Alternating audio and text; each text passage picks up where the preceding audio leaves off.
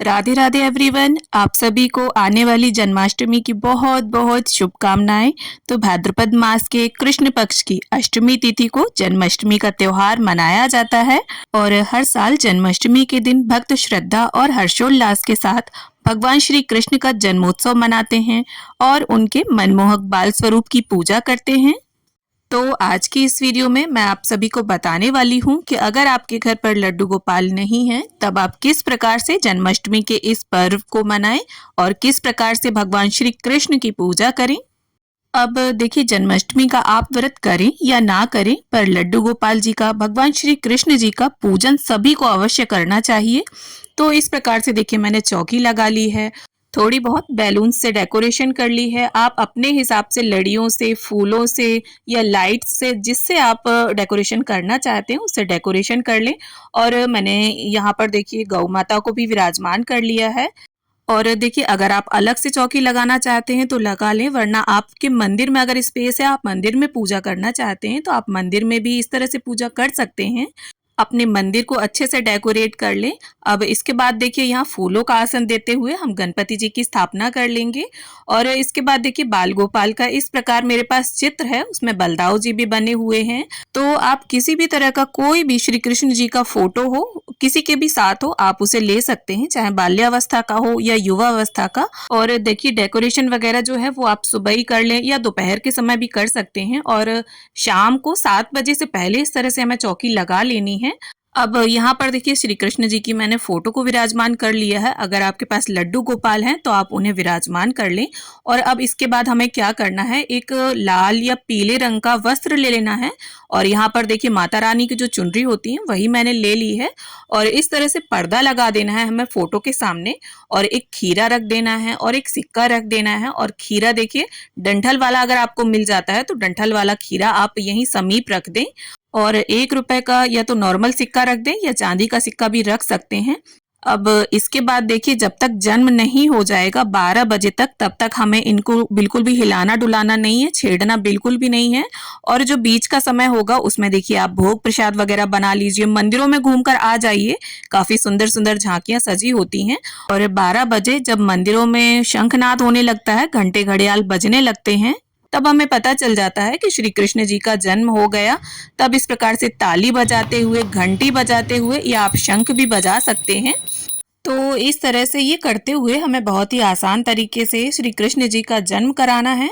और अब जो खीरा हमने रखा था उसे सिक्के की मदद से देखिए, ऊपर का हिस्सा अलग करते हुए क्लॉकवाइज डायरेक्शन में, यानी सीधे हाथ के डायरेक्शन में इसको काटना है। और खीरे को डंठल से अलग करने के लिए चाकू वगैरह का इस्तेमाल नहीं करना है। तो देखिए, अब हमें क्या करना है, ये जो ऊपर का हिस्सा है इसे आप अपने घर के किसी क्यारे में दबा दें या गमले की किसी मिट्टी में इसको दबा दें। इसे नाल छेदन या नाल भेदन की क्रिया बोला जाता है। इस सिक्के को आप रख लीजिए और जो खीरा होगा उसे प्रसाद स्वरूप सभी लोग ग्रहण कर लीजिए। अब बाल गोपाल की छवि पर जो हमने पर्दा लगाया था उस पर्दे को बड़े ही आराम से हटा लेना है। अब इसके साथ ही एक शुद्ध देसी घी का दीपक और धूप हम प्रज्वलित करके रख लेंगे। और अब देखिए, गंगा जल और फूल की सहायता से गणपति जी को, बाल गोपाल को, बलराम जी को, गौ माता को, सभी को स्नान की भावना से छींटा दे देंगे। अब देखिए, हमें करना क्या है, एक खाली कटोरी लेनी है और पंचामृत लिया है मैंने यहाँ पर। उसमें दूध, दही, घी, शहद, शक्कर, पांचों चीजों को आपस में मिक्स कर लेंगे हम।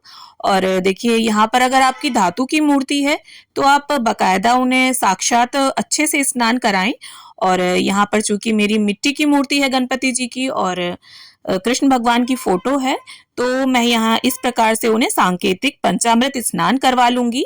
और देखिए, गणपति जी को जब स्नान कराएं पंचामृत से तो तुलसी दल ना डालें। और कृष्ण भगवान को जब स्नान कराएं तो तुलसी दल डालकर इस प्रकार से 4 बार फोटो के आसपास घुमाते हुए हम उन्हें सांकेतिक पंचामृत स्नान करवा लेंगे। और ये जो पंचामृत है जिससे हमने स्नान कराया है, तो अब ये चरणामृत बन गया, तो परिवार के सभी सदस्य इसे ग्रहण कर लीजिए। अब इसके साथ ही वस्त्र की भावना से हम सभी को कलावा अर्पित कर देंगे। और देखिए, अगर आपके घर पर लड्डू गोपाल हैं तब आप जन्माष्टमी पर किस तरह से लड्डू गोपाल की सेवा करें, उनकी पूजा करें, उनके साथ जन्माष्टमी कैसे मनाएं, तो इसकी वीडियो मैंने अभी रिसेंटली अपने चैनल पर डाली है। लिंक आप सभी को मैं डिस्क्रिप्शन में दे दूंगी। अब इसके साथ ही गणपति जी को हम चंदन, रोली, अक्षत और पुष्प अर्पित कर देंगे और इसके बाद सभी का तिलक कर लेंगे हम। बलदाऊ जी का, श्री कृष्ण भगवान का, दीप देव का और साथ ही गौ माता का।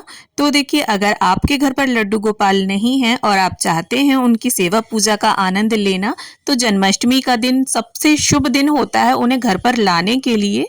आप इस जन्माष्टमी उन्हें अपने घर लेकर आ सकते हैं, क्योंकि जिस घर में लड्डू गोपाल की पूजा, उनकी सेवा की जाती है, वो घर हमेशा खुशियों से भरा रहता है।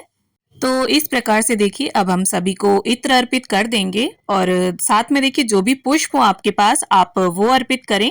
और देखिए, जन्माष्टमी के समय पर तो पुष्प काफी आसानी से मिल जाते हैं और इसके साथ ही देखिए मेरे घर पर आज बेला का फूल खिला था, तो कृष्ण भगवान को मैं वो अर्पित कर दूंगी। अब गणपति जी को यहाँ हम अलग से पेड़े का भोग रख देंगे, क्योंकि गणपति जी के भोग में तुलसी दल नहीं डलेगा। और अब इसके साथ ही बाल गोपाल को, बलदाऊ जी को हम सबसे पहले शहद चटा देंगे। तो जैसा कि हम सभी जानते हैं कि बाल गोपाल को कुछ वस्तुएं अति प्रिय हैं, उनमें मोरपंख, गौ माता, बांसुरी, ये चीजें देखिए उन्हें अति प्रिय हैं। तो चाहे आप एक ही मोरपंख आज के दिन अर्पित करें, लेकिन करें जरूर। और इसके साथ ही मैं यहाँ पर बाल गोपाल को बांसुरी भेंट कर दूंगी। अब हमें भोग प्रसाद अर्पित करना है, तो भोग को आप ध्यान से देख लीजिए।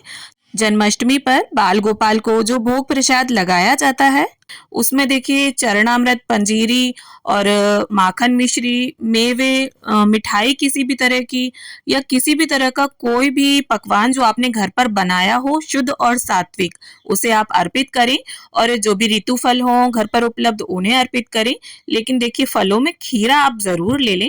और कई जगह पर देखिए धनिया पंजीरी मुख्य रूप से अर्पित की जाती है जन्माष्टमी के दिन। और देखिए जो भी भोग प्रसाद आप बाल गोपाल को अर्पित करेंगे, सभी में तुलसी का पत्ता जरूर डाल दें, क्योंकि बिना तुलसी के बाल गोपाल कभी भी भोग को स्वीकार नहीं करते हैं।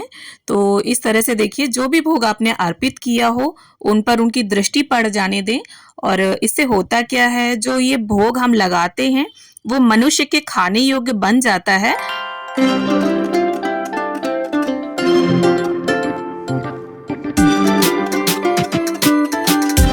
और भोग अर्पित करने के बाद देखिए जिस तरह से खाना खाने के बाद हम पानी पीते हैं, ठीक उसी प्रकार से बाल गोपाल को आप जल भी जरूर पिला दें। और इस प्रकार से देखिए फिर तुलसी दल में अर्पित कर दूंगी बाल गोपाल को। अगर आपकी तुलसी में मंजरी आई हुई है तो मंजरी वाला तुलसी दल आप अर्पित करें। अब इसके साथ ही देखिए कुछ पैसे लेकर हम बाल गोपाल की न्योछावर कर लेंगे और इन पैसों को या तो देखिए आप कन्या को दान कर सकते हैं, गौशाला में चारा खरीद कर इनका गाय को खिला सकते हैं, या बाल गोपाल की कोई वस्तु लेकर आ सकते हैं। और अब इसके बाद बड़े ही प्रेम भाव से हम गणपति जी की, बाल गोपाल की, बलदाऊ जी की, सभी की आरती उतार लेंगे।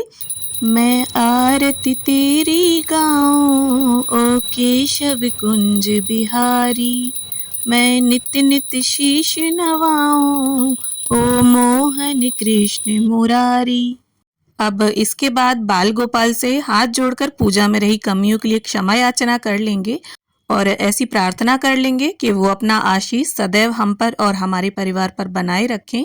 अब इसके बाद जो भोग प्रसाद हमने अर्पित किया है, अगर आपका व्रत है तो यही भोग प्रसाद खाकर आप पारण करें व्रत का और परिवार में सभी को बांट दें। और अगर पास पड़ोस में भी बांटते हैं इस प्रसाद को, तो फ्रिज में इसे रख दें और सुबह इन फलों को और प्रसाद को सभी में बांट दें। तो उम्मीद करती हूँ जन्माष्टमी पूजा की ये सरल सी विधि आप सभी को जरूर पसंद आएगी। वीडियो अच्छी लगे तो लाइक शेयर करें और इसी तरह की वीडियो देखने के लिए चैनल को सब्सक्राइब कर लें।